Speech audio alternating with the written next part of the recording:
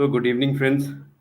I welcome you all in the fifth episode of Professional Talk. Today, with me, my childhood friend, Mr. Manish Kumar, an IT professional and a permanent resident now in of Singapore.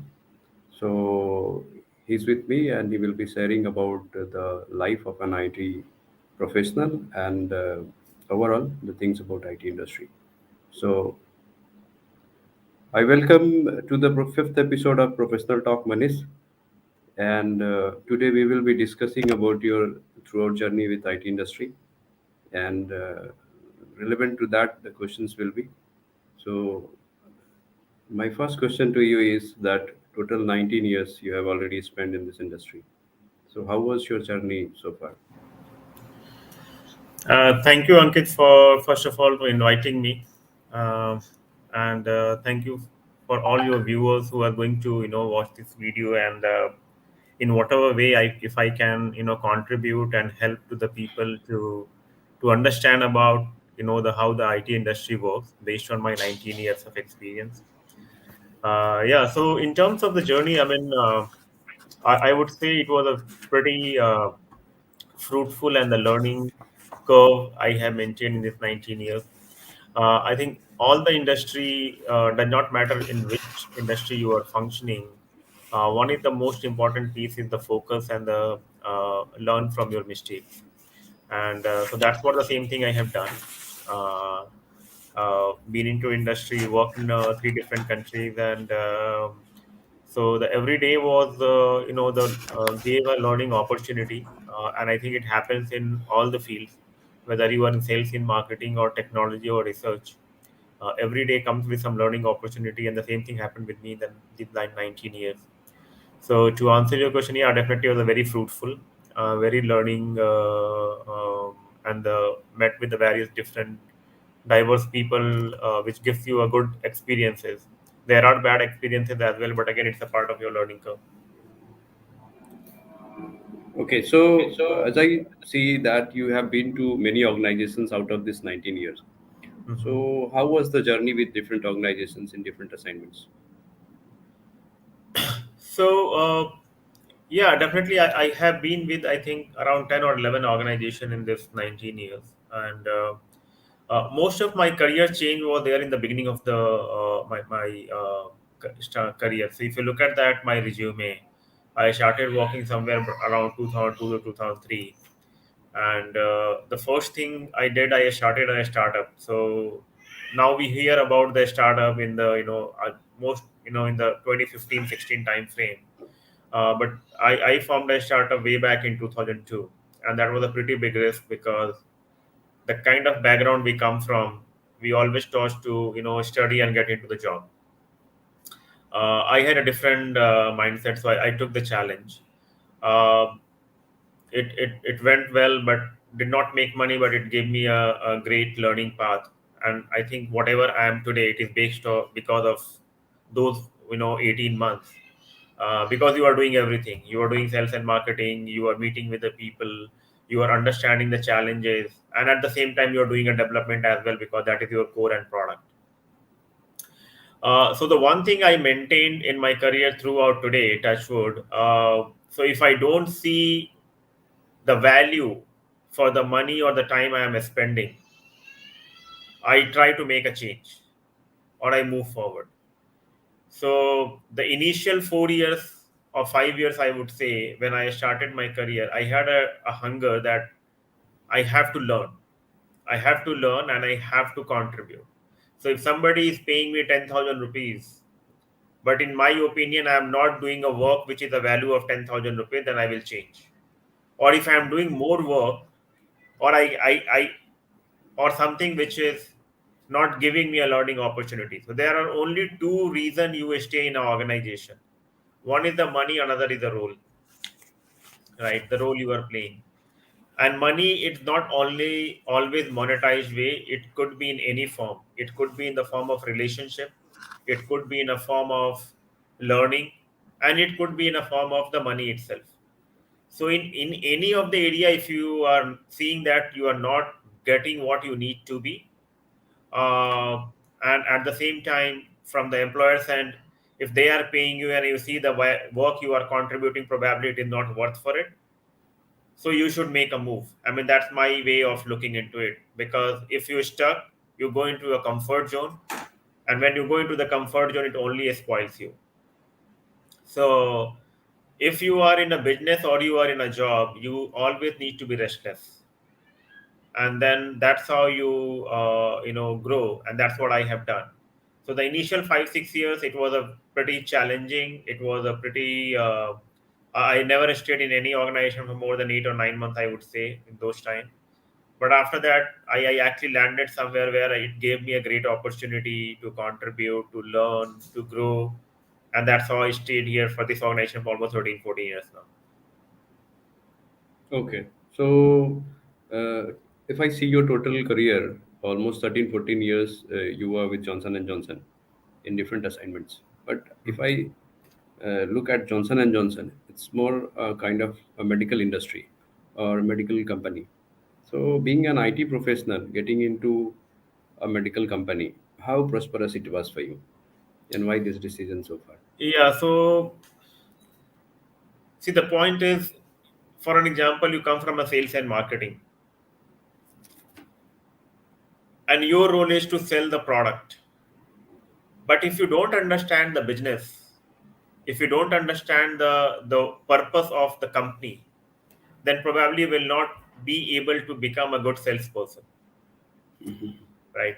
So any work we do, whether we do a job or whether we are into the business, we need to be a business centric, right? So I come from the technology background, and the technology has to work for the business.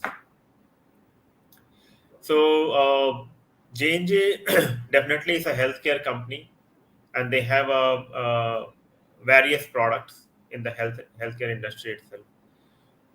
But how the technology people role is to make the work for the business people in a better experience way, and that's how my role comes into that picture, or any technological people role. So yeah, great that I'm part of J&J. But if any other organization also, because I had to work, then I had to work for some organization, some industry. So the reason I stayed in J&J, because I was directly interacting with the business. I'm directly interacting with the business, so I understand more better where is the requirement side of it, and then I can deliver it better. Rather than if I am working in a technological company, which is also good. For an example, any of the service company, if we talk about the Infosys, TCS, Wipro, they all are the service company. So what they do, so they have a client. So J&J would be a client for them, right? So they take a requirement from J&J, and then they ask their people to work on it. So I'm kind of a one step ahead, so I'm directly with the business organization, so I have a upper hand to understand the requirement better, and then I can contribute. So to be successful in the job, as you know, right, so you need to be a business centric. And if you're not a business centric, and if you don't understand the business well, then probably you will not able to contribute. So if I see again, 13, 14 years with Johnson and Johnson, you had different assignments altogether for almost every year. How challenging it was to finish one assignment and get into other assignment with different set of peoples and in different place. Yeah, so thank you. It's a great question, I would say, and thanks for asking. Thank you for you to asking. So as you know that if you have look at my CV, I come from a pretty much into the database background, right? And my initial 10 years or 12 years was pretty much focused on the database side. At that point of time, I had learned pretty much, I would not say everything, but I had learned, I had a pretty fair understanding about how the database works, what are the things. I would not say I had 100% knowledge, but at least I had 30 40% knowledge of it. When I took the J&J, I took completely a different role altogether. So I moved from technology to quality. And the reason was I wanted to, expand my knowledge. So there are two ways you can grow. You can get a vertical or the horizontal growth. So what I mean to say, either you can grow in the ladder wise, or you can expand your knowledge, and then you become more. So that's what I took the another side of it. So I already had a technological knowledge, but if you really want to become a great technology person, you also need to understand the processes, you also need to understand the business, and you also need to understand what are the regulation and compliance are. So the technological knowledge I had, I took a challenge to move into the compliance side of it, and that's how I started in J&J in 2011 as a compliance person. I spent around 6 years, understood a fair understanding, develop a fair understanding about how the healthcare compliance works from the IT standpoint, which is a highly regulated market, I would say, from the risk and compliance. You have various country level and the international bodies who look into the how you are functioning. So yeah, that was the opportunity, and then from there I moved into the security because of another fear of. So in technology, you build the product. In quality, it gives you what is the right way of the building a product, and then I moved into the security. Okay, so I have already built a product in a right way. How I can secure it? So that's how I completed the entire workflow, building right way of building, and after building, how you secure it. That's what we do in everything in our, we try to build a house, then we try to decorate. I mean, we maintain all the regulation, and then we at the last we say how we can put the security on it. The same thing I have done in my career as well. And that was so definitely it was a challenging, but I will again say it was a learning curve. uh, it put me in challenge. It pushed me to get more knowledge about it because I am not coming from the quality background. So I had to work hard to get more knowledge. And then my peers was there. Many people are there from the quality, so they were pretty advanced on it. So if I have to compete with them or I have to produce a similar quality kind of job, then I have there's more expected from my end. So yeah, so it was a challenging but yeah learning.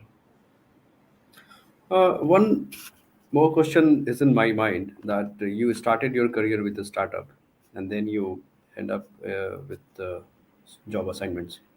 Mhm. So, how challenging or say, what were the motivating factors for you to remain in a job setup post having a startup? So, Ankit, I come from a background where I did my most of my studies into correspondence, right? So I come from the IGNU background. In IGNU, you know that you don't have to go college every day.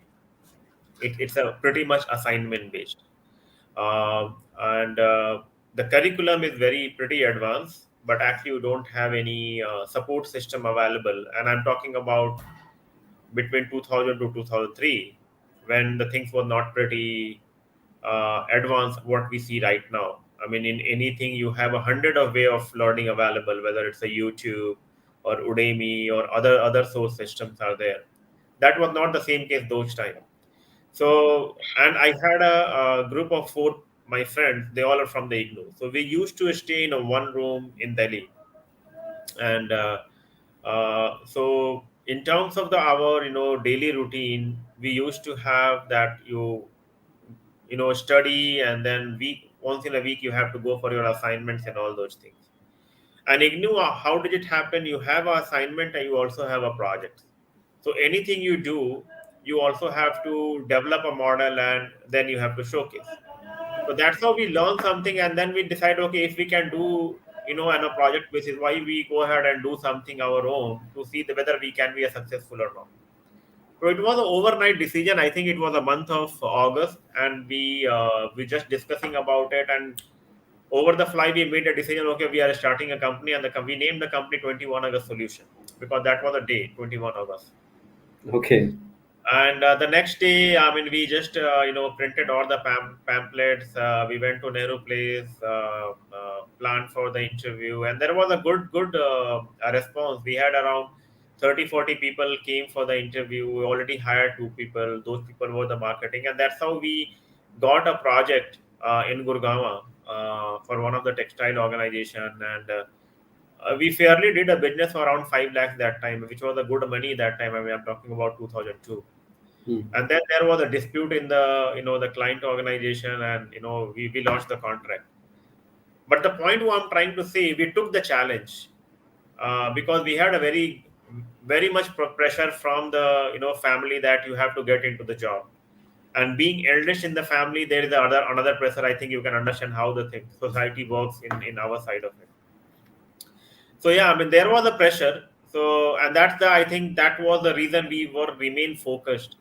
So whether we were doing a business or we went into the job, the focus never we lost. We knew that if we lose our track, then there is the entire train is going to be dismantled, right? So, and there is a society pressure, family pressure. You have a sibling, there are responsibilities. So yeah, I mean those things were there. So yeah, what I'm trying to say, so in that particular, the 18 months that we ran the company, we learned how the industry works. That was a first hand experience, that somebody is trusting you, giving you work. So I mean, when you are in job, you look at that, I have done 8 hours, okay, done. I think on those days we used to work 20 hours because we had to develop something. We cannot complain, somebody has given us. So the dedication and the focus was became more stronger. And yeah, that's how. But when the company was, I would say, we had to close down because nothing was available and did not have any other support system, then we went into the job. But no regrets. I mean, those 18 months, I think I would say the golden period of my career, because whatever I am today, I just follow the same path what we executed that day.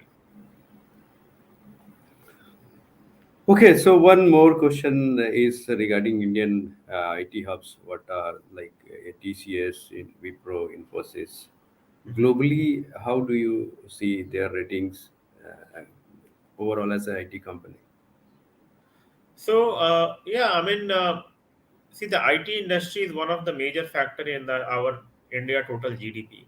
I mean, I would not say the major one, but yeah, they have a significant good amount of contribution into it. And in on the employment side of it, definitely they have a major contribution factor. TCS, Infosys, and Wipro, I think they are the backbone. I think these are the companies who have actually given a hope of the Indian young generation that they can get into this industry. TCS, I have a very much respect. I mean, the company was started in 1965. Nobody knew about what the IT is, right? And Infosys followed by it. So yeah, I mean these are the great organization, uh, and the service organization, I would say, who take the work from the different organization and then moved into. They try to develop from the their own employees or support them. So yeah, it's a great organization, great people. The only thing I would say, I think the missing, I think India needs to look into that, how they can get into the product development. Uh, Service is good, and TCS, Infosys, and Wipro, L&T, all of them are a service organization. They don't have a product. Uh, what I am saying is, I think the from our country we should have a companies like Google or Facebook, where you have your own products, and I think we have a very potential talents. I mean there is no doubt on the talent, because all these companies are succeeding because of our Indians, young generation, and the people are working over there. Uh, but yeah, to answer your questions, in the IT, yeah, I mean India is one of the leading country, and there is a we all need to appreciate the work the companies have done, like TCS, Wipro, and Infosys. They have set the path, and that's how we all are here right now. Uh, as I hear, so since I have never been to, that Silicon Valleys had so many Indian colonies.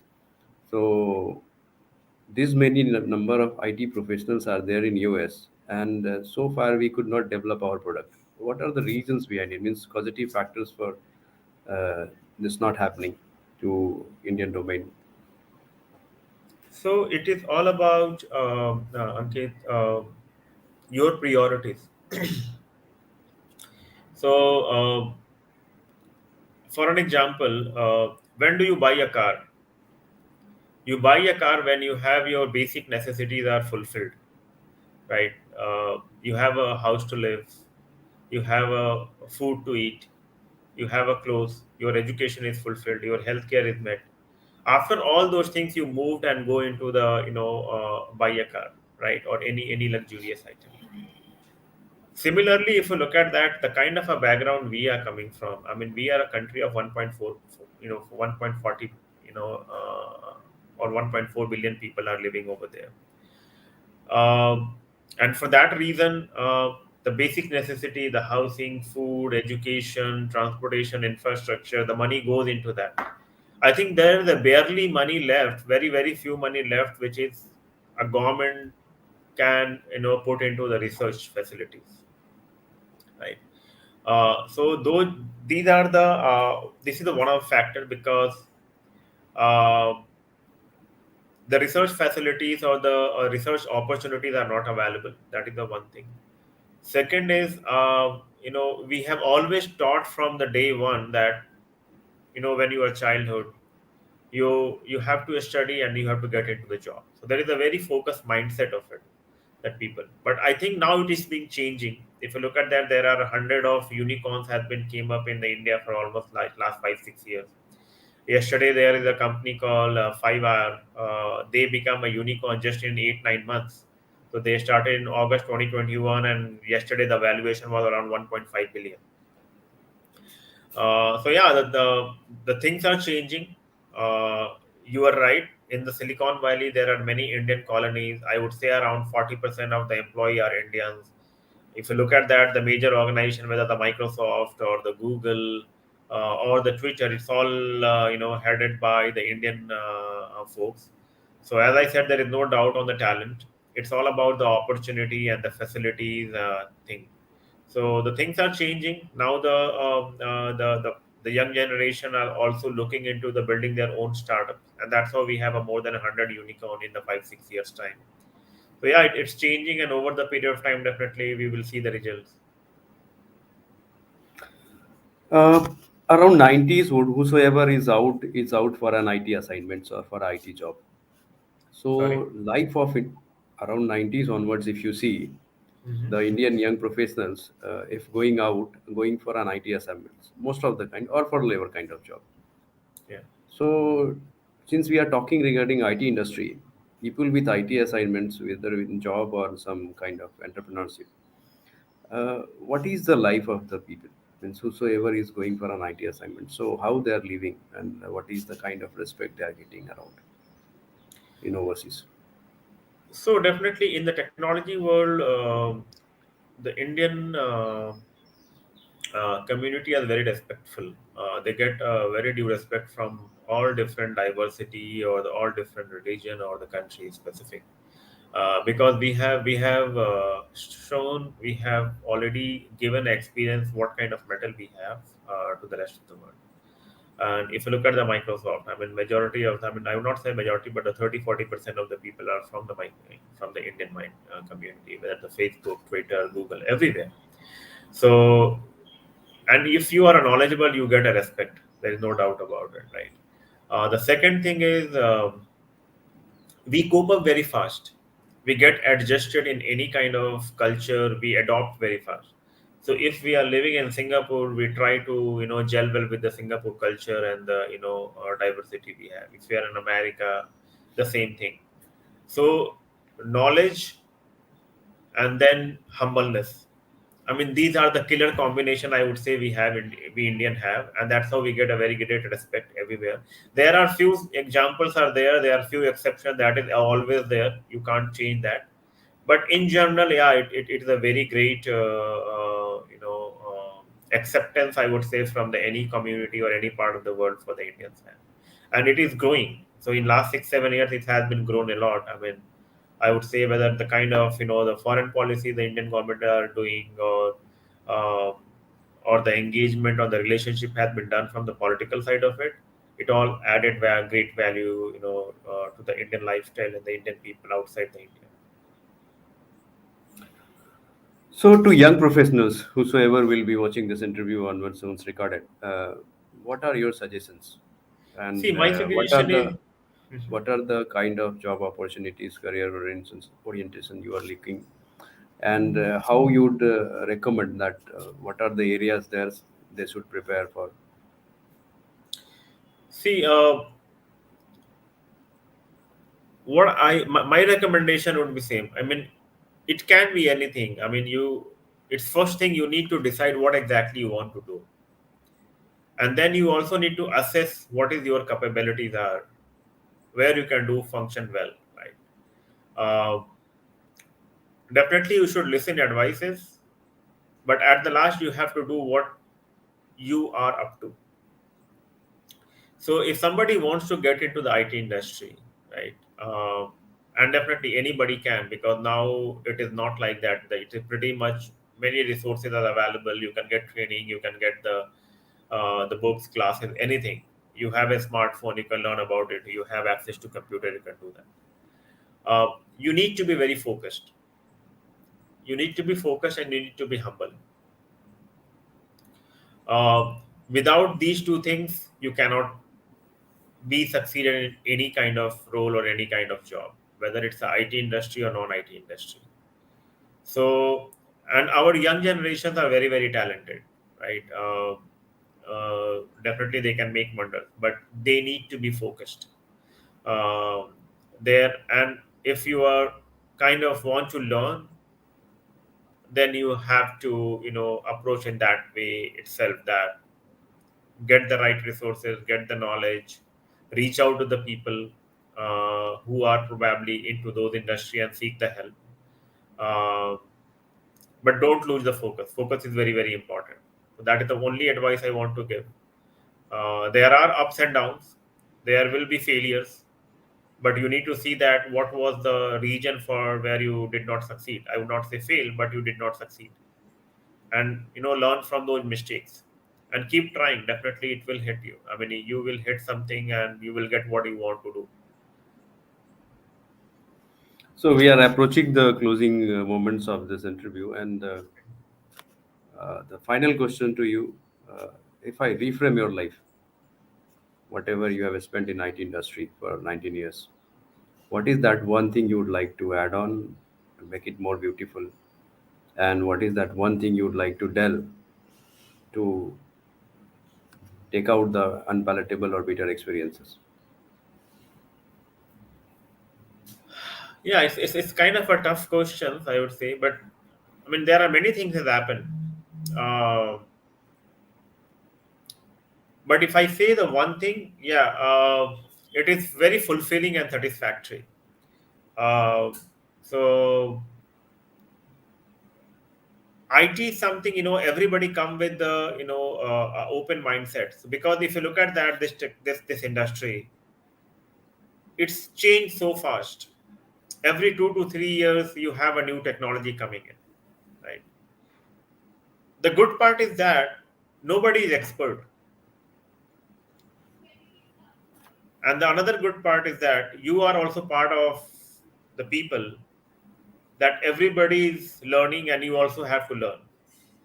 So in this industry, I cannot comment about the other industry, but in this industry, no matter where you are, on how long you have worked and how much you have grew, the day you lose, or the day you deprioritize your learning, you will be out,